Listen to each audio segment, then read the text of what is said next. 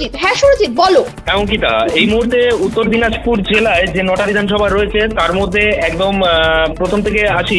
প্রথমেই একটু 36 নম্বর ইটাহার বিধানসভার দিকে নজর রাখবো। এখানে এই মুহূর্তে যা পরিস্থিতি রয়েছে দেখা যাচ্ছে যে তৃণমূল কংগ্রেস প্রার্থী মোশাররফ হোসেন তিনি 1015 ভোটে লিড করছেন এবং পিছিয়ে রয়েছেন ভারতীয় জনতা পার্টির সবিতা বর্মন।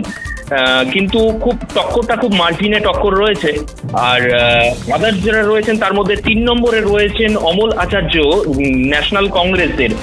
তিনি কিন্তু প্রায় অনেকটাই পেছনে রয়েছেন এই দুই প্রার্থী থেকে, প্রায় 25,362 ভোটে পিছিয়ে রয়েছেন তিনি। মোট 14 রাউন্ড গণনা হবে এবং ইসিআই ডেটা অনুযায়ী এখনো পর্যন্ত 5 রাউন্ড গণনা হয়েছে, অনেকটাই এখনো আছে। তো দেখা যাক টক্করটা কিভাবে হয়। এরপরে চলে আসছি 35 নম্বর রায়গঞ্জ বিধানসভা কেন্দ্রের দিকে। তো রায়গঞ্জ বিধানসভা কেন্দ্রের যে আপডেট পাওয়া যাচ্ছে এখনো পর্যন্ত কৌশিক চৌধুরী ভারতীয় জনতা পার্টির প্রার্থী, তিনি কিন্তু এগিয়ে রয়েছেন প্রায় 6,586 ভোটে। পিছিয়ে রয়েছেন তৃণমূল কংগ্রেসের প্রার্থী কৃষ্ণ কল্যাণী এবং 3 নম্বরে রয়েছেন মোহিত সেনগুপ্ত কংগ্রেসের, তিনি প্রায় অনেকে পিছিয়ে রয়েছেন 28,497 ভোটে। তো এখানে মূলত কৌশিক চৌধুরী তিনি প্রায় অনেকটাই ভোটে এগিয়ে রয়েছেন কৃষ্ণ কল্যাণী যিনি বিধায়ক তার থেকে দেখা যাচ্ছে।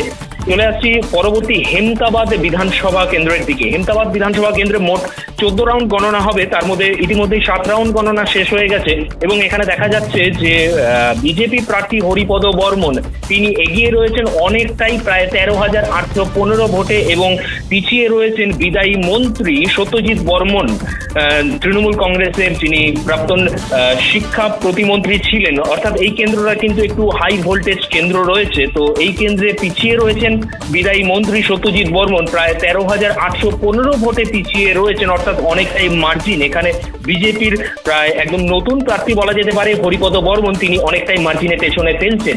তো পরবর্তীতে চলে আসবো কালিয়াগঞ্জ কেন্দ্রের দিকে। কালিয়াগঞ্জ কেন্দ্রে ইতিমধ্যে যেটা দেখা যাচ্ছে যে বিজেপি প্রার্থী উৎপল মহারাজ বা উৎপল ব্রহ্মচারী, যাকে ভারতীয় জনতা পার্টি এবার প্রার্থী করেছেন, তো তিনি প্রায় অনেকটাই মার্জিন নিয়ে এগিয়ে গেছেন তৃণমূল কংগ্রেসের থেকে। প্রায় 35,617 ভোটে তিনি মার্জিন নিয়ে এগিয়ে রয়েছেন এবং এখানে পেছনে রয়েছেন নিতাই বৈশ্য তৃণমূল কংগ্রেস প্রার্থী, তিনি অনেকটাই পেছনে রয়েছেন এবং মার্জিন অনেকটাই বড়। এখানে 15 রাউন্ড মোট গণনা হতে চলেছে আর কি। তো দেখা যাক পরবর্তী বিধানসভা কেন্দ্রের দিকে আসবো, করণদিঘি বিধানসভা কেন্দ্র। এই করণদিঘি বিধানসভা কেন্দ্রের দিকে অনেকেরই নজর ছিল এখানে, কারণ এই কেন্দ্রে গৌতম পাল তিনি তৃণমূলের একজন জেলা স্তরের হেভিওয়েট প্রার্থী ছিলেন।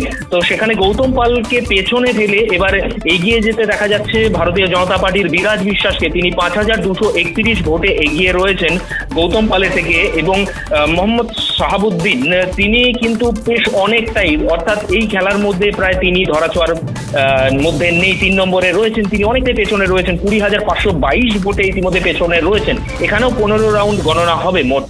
তো এখানে দেখা যাচ্ছে যে বিদায়ী যে তৃণমূল কংগ্রেসের বিধায়ক তিনি কিন্তু পেছনে রয়েছেন অনেকটাই। চলে আসছি পরবর্তী কেন্দ্রের দিকে, গোয়ালপুকুর কেন্দ্র।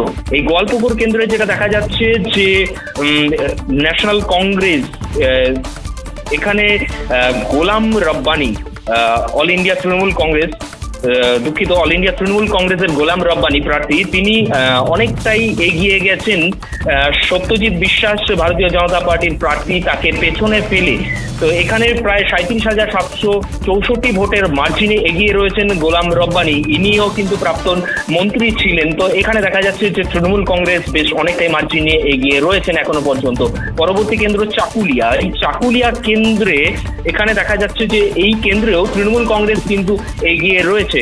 এখানে প্রায় 8,644 ভোটে কংগ্রেস প্রার্থী আলী ইমরান রমজ তাকে পেছনে ফেলে এগিয়ে রয়েছেন তৃণমূল কংগ্রেস প্রার্থী।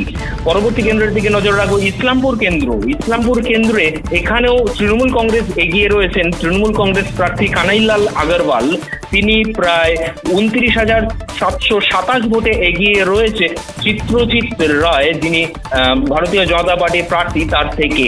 অর্থাৎ এখানেও প্রায় অনেক অনেকটাই মার্জিনে এগিয়ে যেতে দেখা যাচ্ছে কানাইলাল আগরওয়াল, যিনি জেলা সভাপতি তৃণমূল কংগ্রেসের উত্তর দিনাজপুর জেলার, তাকে অনেকটাই মার্জিনে এগিয়ে যেতে দেখছি আমরা। পরবর্তীতে চলে আসবো চোপড়া বিধানসভা কেন্দ্রের দিকে। চোপড়া বিধানসভা কেন্দ্র, এখানে এটাও তৃণমূল কংগ্রেসেরই দখলে ছিল এবং যিনি বিদায়ী বিধায়ক তিনি আবার এখানে প্রার্থী হয়েছেন, তার উপরেই ভরসা রেখেছিল তৃণমূল কংগ্রেস এবং তাকে এগিয়ে যেতে দেখা যাচ্ছে, কিন্তু মার্জিনটা খুব একটা বেশি এখানে দেখা যাচ্ছে না, অর্থাৎ 3,447 ভোটের মার্জিনে ভারতীয় জনতা পার্টির যে প্রার্থী শঙ্কর অধিকারী তার থেকে এগিয়ে যেতে দেখা যাচ্ছে এখানে হামিদুর রহমানকে। এখানে প্রায় 20 রাউন্ড গণনা হবে, এখনো অনেকটাই গণনা বাকি রয়েছে, তো দেখা যাক শেষে কি হয়। অঙ্কিতা, ধন্যবাদ সুরজিৎ, তুমি আমাদের সঙ্গে থাকো, নজর রাখবো পরবর্তী আপডেটে।